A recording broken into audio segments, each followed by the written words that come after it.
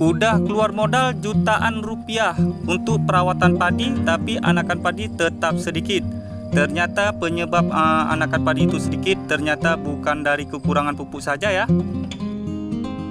Assalamualaikum warahmatullahi wabarakatuh. Kembali lagi bersama saya ya di channel YouTube Pak Tani.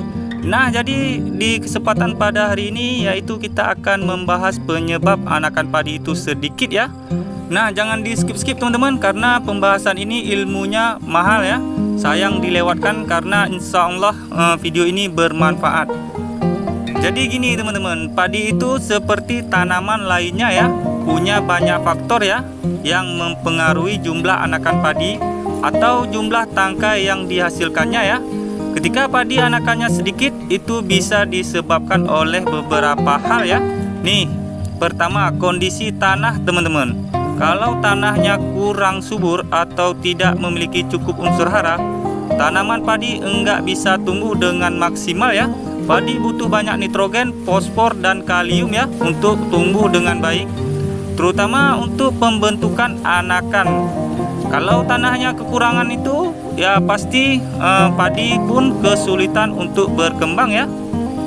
Kedua, ada juga faktor suhu dan cuaca teman-teman. Padi itu tanaman yang peka sekali ya teman-teman ya, sama suhu dan kelembapan ya. Kalau cuaca terlalu panas atau terlalu dingin, padi bisa stres dan hasilkan anakannya yang sedikit ya. Selain itu, kelembapan yang kurang juga menghambat proses pertumbuhan tanaman ya. Contoh semisal kita bertani padi di lahan yang pinggir, dan di pinggir pasti banyak pohon besar ya. Nah, kalau padi kita naung, dia kurang berkembang dan anakannya pasti sedikit. Nah, itu salah satu penyebab kekurangan cahaya ya. Selanjutnya pola tanam teman-teman. Nah, pola tanam juga berperan penting ya teman-teman ya. Nah, kalau jarak tanamnya terlalu rapat, tanaman padi akan bersaing ya untuk mendapatkan cahaya matahari, air, dan nutrisi ya. Ini bisa menyebabkan pertumbuhan padi terhambat dan mengurangi jumlah anakan ya. Jangan lupa teman-teman, pemilihan varietas padi juga berpengaruh ya teman-teman ya. Ada varietas padi yang memang lebih sedikit menghasilkan anakan ya, tergantung dari karakteristik ya jenisnya.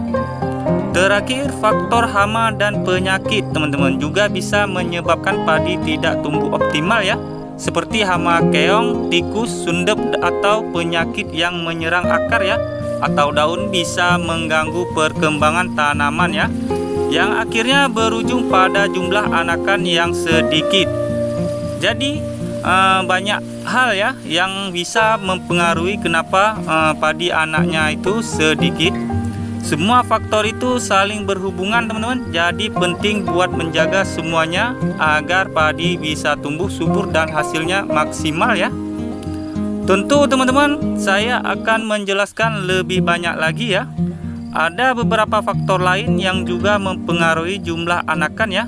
Selain yang sudah disebutkan tadi, mari kita lihat lebih dalam lagi ya teman-teman ya.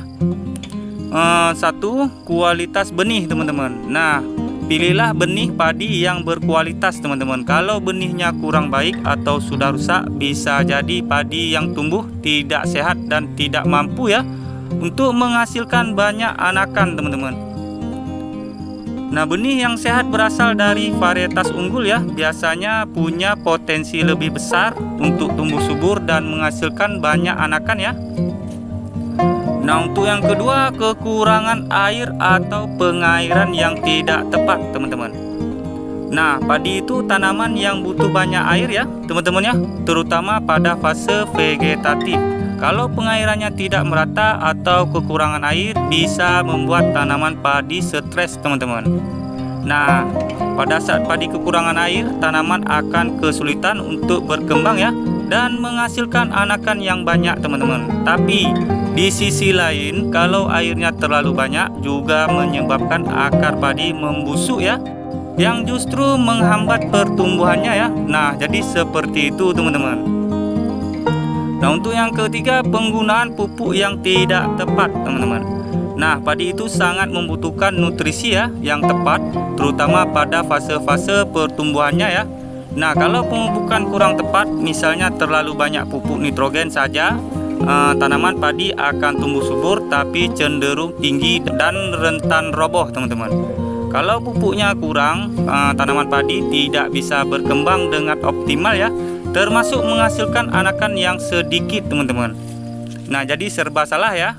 Kalau kita kasih terlalu banyak, tanaman padi kita bisa terlalu subur dan ambruk teman-teman. Kalau kekurangan juga mengurangi hasil kita.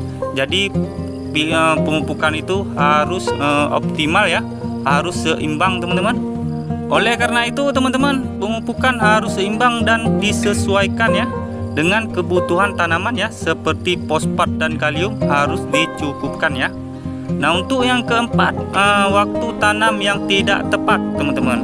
Ini menurut kita ya, tanaman padi memiliki waktu tanam yang ideal teman-teman.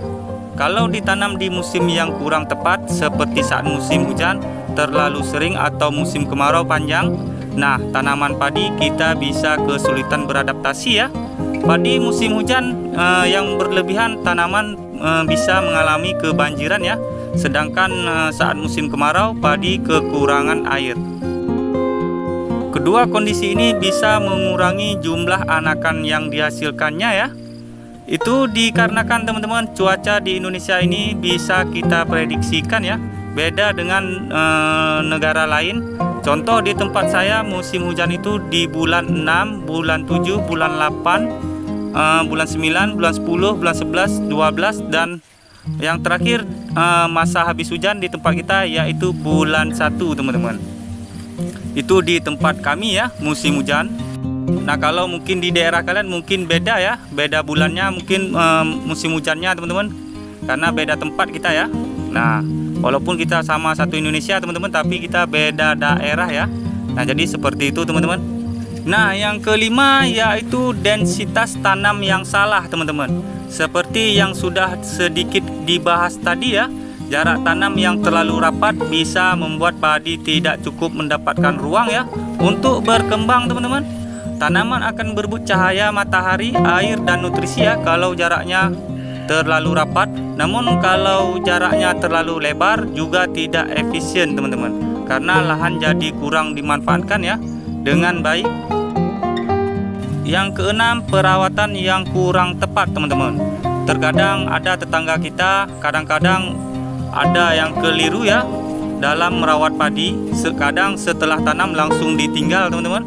Nah, itu sangat disayangkan sekali ya. Misalnya tidak membersihkan gulma teman-teman secara rutin ya. Biasanya kalau tanaman padi setelah tanam ditinggal itu biasanya gulmanya sangat banyak sekali teman-teman. Gulma itu bisa mengganggu pertumbuhan padi teman-teman, dikarenakan bersaing ya dalam mendapatkan nutrisi. Kalau gulma tidak dikendalikan, padi bisa kekurangan sumber daya ya, yang akhirnya berpengaruh pada jumlah anakannya ya. Jadi seperti itu teman-teman. Ada ya beberapa metode yang bisa diterapkan untuk merangsang pertumbuhan anakan padi ya teman-teman ya. Salah satunya dengan menggunakan hormon pertumbuhan tanaman ya, seperti hormon oksin atau sitokinin. Hormon ini juga bisa digunakan untuk mendukung pertumbuhan padi ya, yang lebih optimal dan menghasilkan lebih banyak anakan padi teman-teman. Nah, jadi seperti itu teman-teman. Nah, pemberian hormon oksin sitokinin itu sangat penting juga ya untuk diberikan ke tanaman padi kita agar merangsang pertumbuhan anakan padi ya. Nah, untuk yang terakhir, genetik tanaman teman-teman. Tentu faktor genetik, tidak semua varietas padi memiliki potensi yang sama ya untuk menghasilkan anakan padi teman-teman. Ada varietas padi yang lebih unggul dalam hal jumlah anakan dan ada juga yang memang lebih sedikit anakan padi ya. Jadi pemilihan varietas yang tepat juga akan mempengaruhi hasil akhir ya. Jadi padi yang anakannya sedikit bisa disebabkan oleh kombinasi beberapa faktor yang saling berkaitan ya teman-teman ya. Semua hal ini dari benih yang digunakan atau tanah atau cuaca hingga cara merawat tanaman ya, seharusnya diperhatikan secara cermat teman-teman, agar padi dapat tumbuh subur dan menghasilkan anakan padi yang banyak ya. Nah, jadi teman-teman, kalau video ini bermanfaat silahkan tekan tombol subscribe ya, agar kalian nggak ketinggalan informasi terbaru terupdate dari channel ini ya. Dan saya akhiri dengan wabillahi taufik walhidayah. Assalamualaikum warahmatullahi wabarakatuh.